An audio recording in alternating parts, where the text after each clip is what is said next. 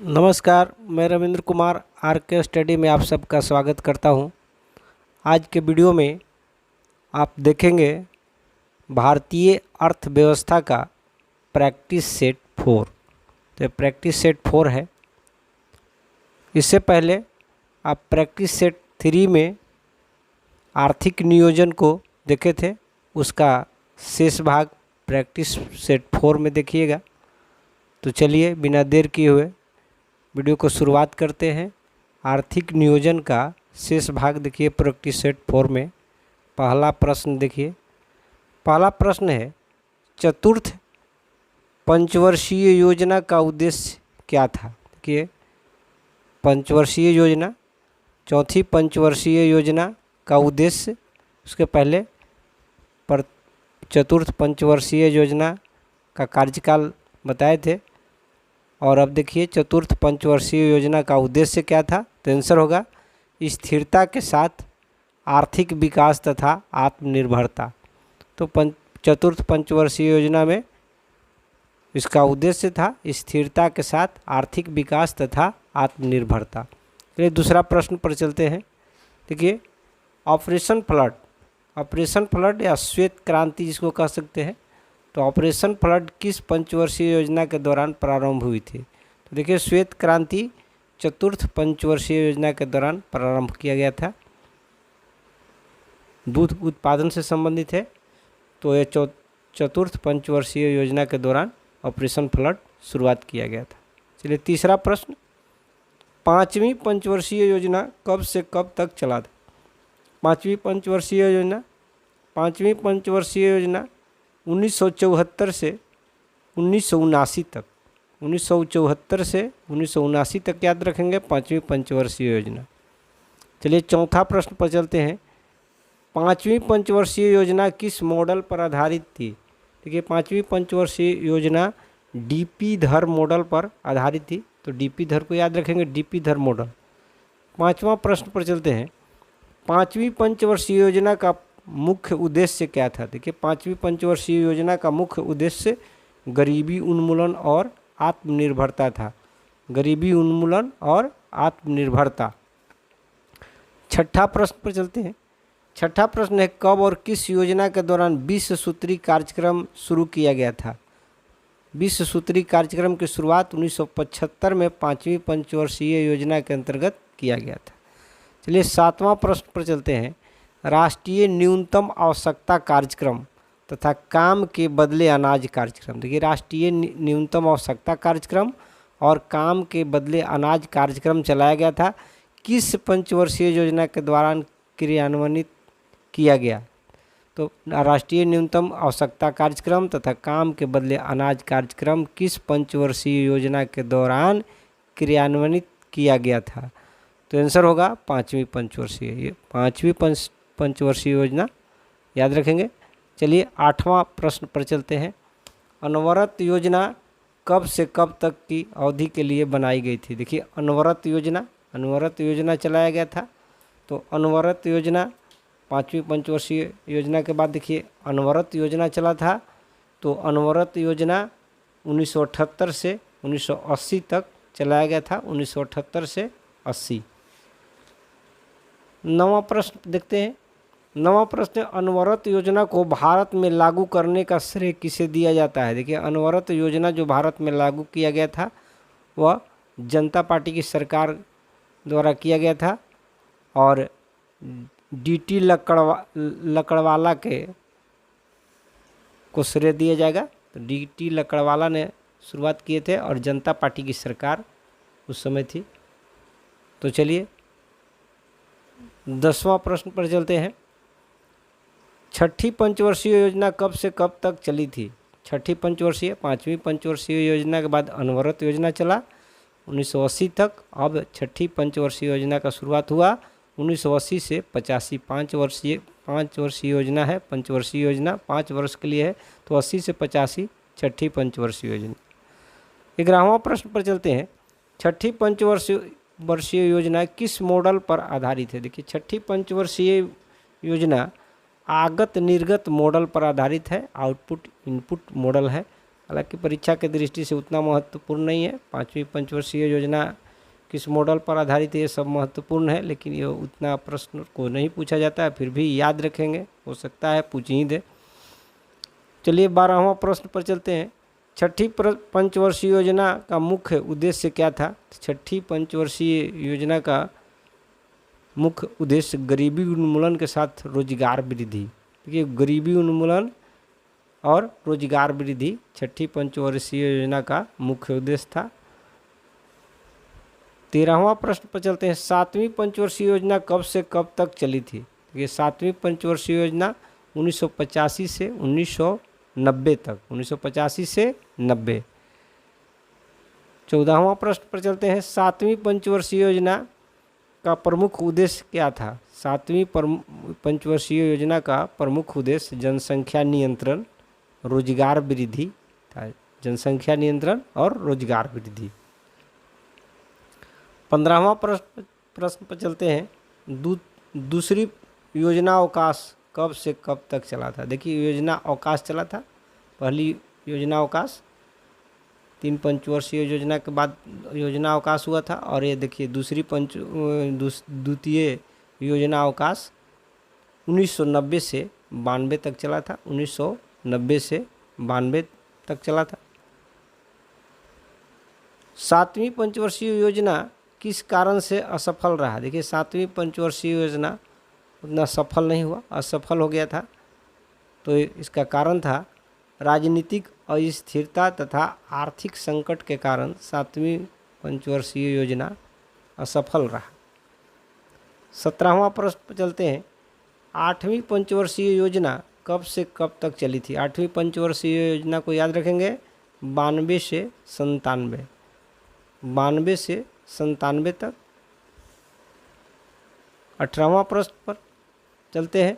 8वीं पंचवर्षीय योजना किस मॉडल पर आधारित था? तो ये 8वीं पंचवर्षीय योजना डब्ल्यू मिलर मॉडल पर आधारित था। डब्ल्यू मिलर को याद रखेंगे। 8वीं पंचवर्षीय योजना का मॉडल डब्ल्यू मिलर दिए थे।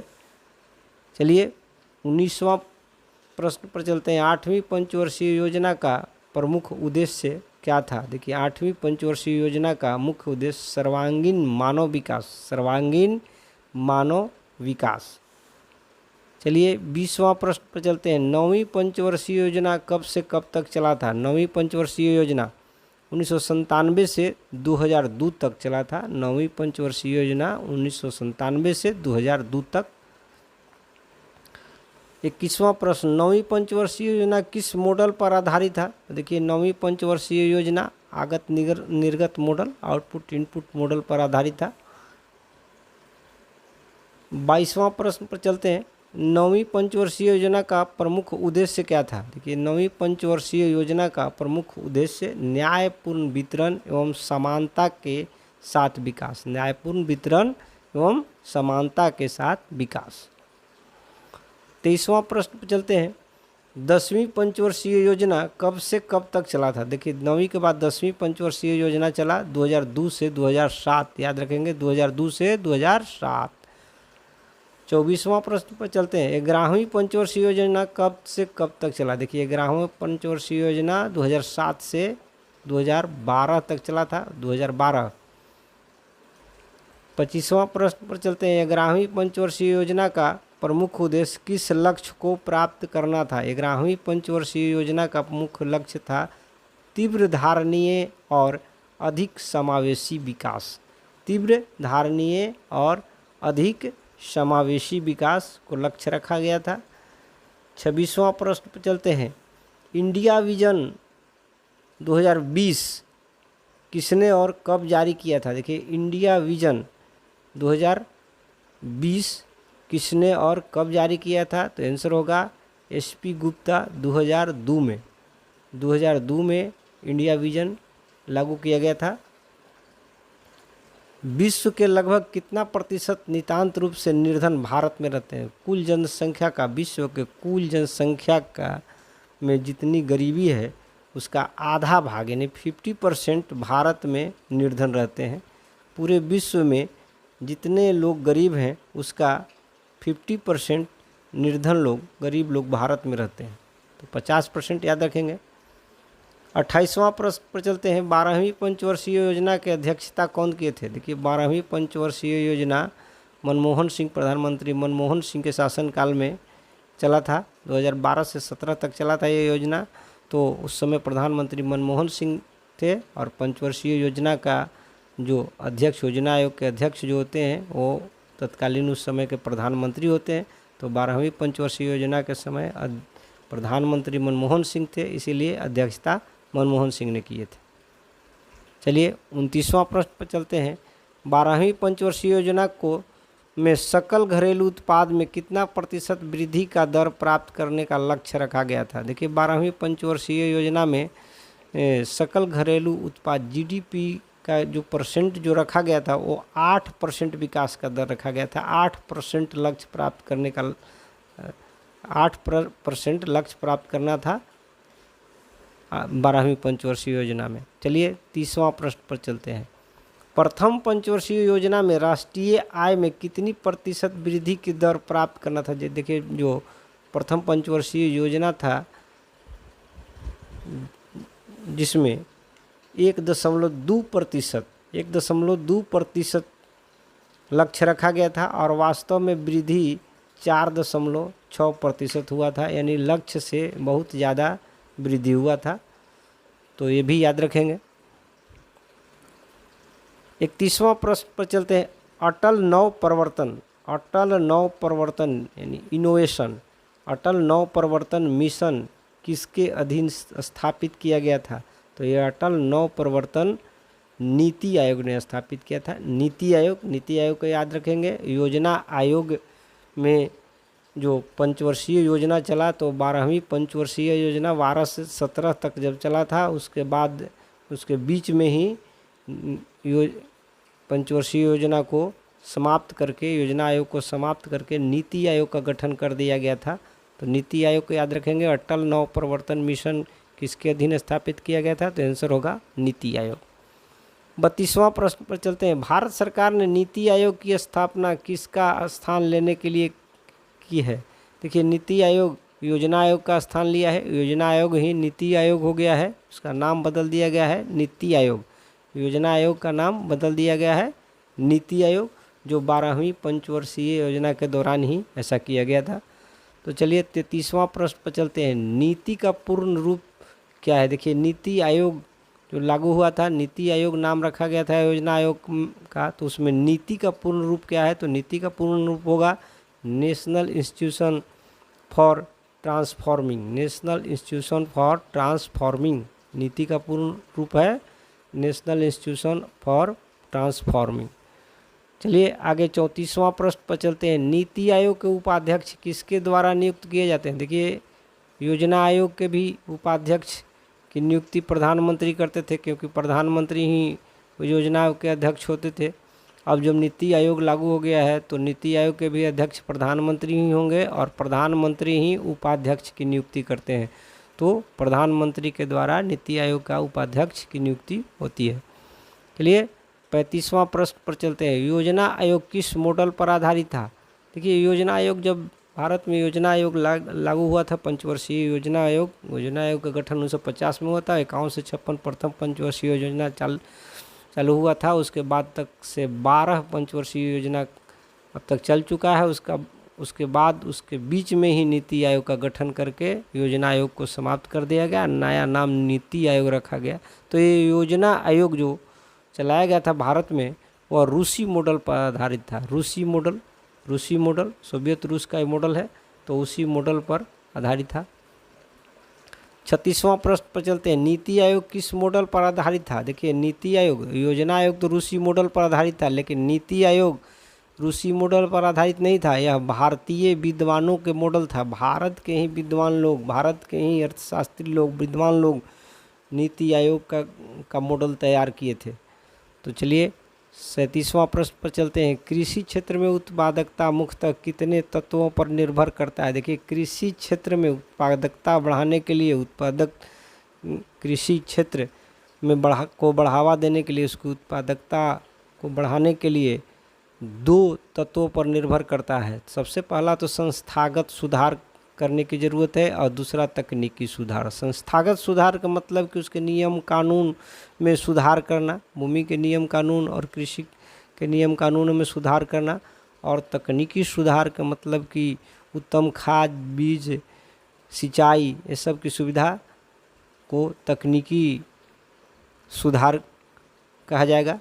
तो कृषि क्षेत्र में उत्पादकता मुख्यतः 2 तत्वों पर निर्भर करता है, वो पहला संस्थागत सुधार और दूसरा तकनीकी सुधार। चलिए 38वां प्रश्न पर चलते हैं। जमींदारी प्रथा को किस नाम से जाना जाता था? देखिए 38वां प्रश्न 37वां प्रश्न तक आर्थिक नियोजन योजना आयोग और नीति आयोग से संबंधित प्रश्न था। और देखिए 38वां प्रश्न में भूमि सुधार से संबंधित अब प्रश्न आ गया है। भूमि सुधार कानून, भूमि सुधार कानून स्वतंत्रता के पहले और स्वतंत्रता के बाद को देखिएगा तो ये 38वां प्रश्न भूमि सुधार से संबंधित प्रश्न है। यहाँ से भूमि सुधार से संबंधित प्रश्न की शुरुआत करते हैं। तो 38वां प्रश्न में देखिए, जमींदारी प्रथा को किस नाम से जाना जाता है? तो जमींदारी प्रथा को किस नाम से जाना जाता है? तो जमींदारी प्रथा, देखिए जमींदारी प्रथा को अस्थाई बंदोबस्त, इस्तमरारी बंदोबस्त और सूर्यास्त कानून के नाम से जाना जाता है। अस्थाई बंदोबस्त, इस्तमरारी बंदोबस्त और सूर्यास्त कानून के नाम से जाना जाता है। चलिए 39वां प्रश्न पर चलते हैं। अस्थाई बंदोबस्त को कब और किसने लागू किया? देखिए अस्थाई बंदोबस्त आज़ादी के पहले यह बंदोबस्त लागू हुआ था जब भारत पर ब्रिटिश शासन था, तो उस समय अस्थाई बंदोबस्त लागू किया गया था। तो यह अस्थाई बंदोबस्त 1793 में लॉर्ड कॉर्नवालिस के शासनकाल में हुआ था। लॉर्ड कॉर्नवालिस के शासनकाल में 1793 को याद रखेंगे। अस्थाई बंदोबस्त लॉर्ड कॉर्नवालिस के शासनकाल में 1793 में लागू हुआ था। चलिए 40वां प्रश्न पर चलते हैं। अस्थाई बंदोबस्त भारत के किस हिस्से में तथा कितने प्रतिशत भाग पर लागू हुआ था? देखिए अस्थाई बंदोबस्त जब शुरू किया गया 1793 में, 1793 में जब अस्थाई बंदोबस्त की शुरुआत किया गया लॉर्ड कॉर्नवालिस के द्वारा, तो यह भारत के 19% भागों पर ये कानून लागू हुआ था, अस्थाई बंदोबस्त लागू हुआ था। और वह 19% भाग उत्तरी भारत में बिहार, उड़ीसा, बंगाल और उत्तर प्रदेश के भी कुछ हिस्से थे इसके अंतर्गत। तो अस्थाई बंदोबस्त 19% भागों पर। 41वां प्रश्न पर चलते हैं। अस्थाई बंदोबस्त में लगान की दर कितना था? देखिए अस्थाई बंदोबस्त जमींदारी प्रथा ही था, तो जमींदारी प्रथा में देखिए अस्थाई बंदोबस्त के अंतर्गत जो लगान जमींदार लोग ही वसूल करते थे, तो यहाँ अंग्रेज़ों को 10, ब्रिटिश सरकार को 10/11 भाग टैक्स के रूप में मिलता था। कुल लगान का 10/11 भाग अंग्रेज़ों को दिया जाता था, ब्रिटिश को दिया जाता था, और शेष जो बच जाते थे 1/11 भाग वो जमींदारों को मिलता था। तो जमींदार लोग ही टैक्स को तहसीलते थे अस्थाई बंदोबस्त के तहत, जिसमें 10/11 भाग ब्रिटिश सरकार को दिया जाता था, लगान का 10/11 भाग ब्रिटिश सरकार को, और लगान का 1/11 भाग जमींदार स्वयं अपने पास रखते थे। तो चलिए 42वां प्रश्न पर चलते हैं। देखिए यहाँ रैयत का क्या अर्थ होता है? देखिए अब रैयतवाड़ी व्यवस्था या रैयतवाड़ी बंदोबस्त की चर्चा करेंगे। तो जिसमें रैयत का अर्थ होता है किसान, रैयत का अर्थ होता है किसान, याद रखेंगे कि रैयत का अर्थ किसान होता है, किसान।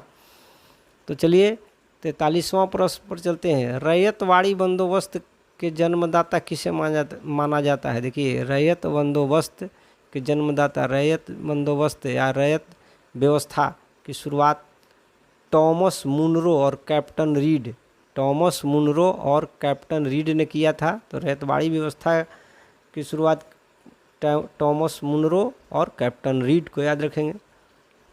44वां प्रश्न पर चलते हैं। कब और कहाँ रैयतवाड़ी बंदोबस्त को कर्नल रीड द्वारा लागू किया गया था? देखिए 2 स्तरों पर यह लागू किया गया था। पहले कर्नल रीड ने 1792 में मद्रास के 12 महल जिला में किए थे। तो 1792 में सबसे पहले मद्रास के 12 महल जिले में ये रैयतवाड़ी व्यवस्था किया गया था, जहाँ कृषि का टैक्स जो अंग्रेज़ों ब्रिटिश सरकार लेती थी उसमें किसानों से डायरेक्ट लिया जाता था, उसमें ज़मींदारों के द्वारा नहीं, किसानों के द्वारा इस व्यवस्था के तहत टैक्स लिया जाता था।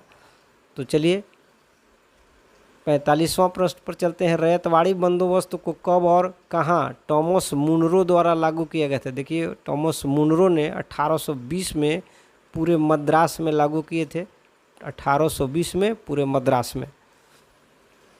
46वां प्रश्न पर चलते हैं। मुंबई तथा संपूर्ण दक्कन क्षेत्र में रैयतवाड़ी बंदोबस्त कब लागू हुआ था?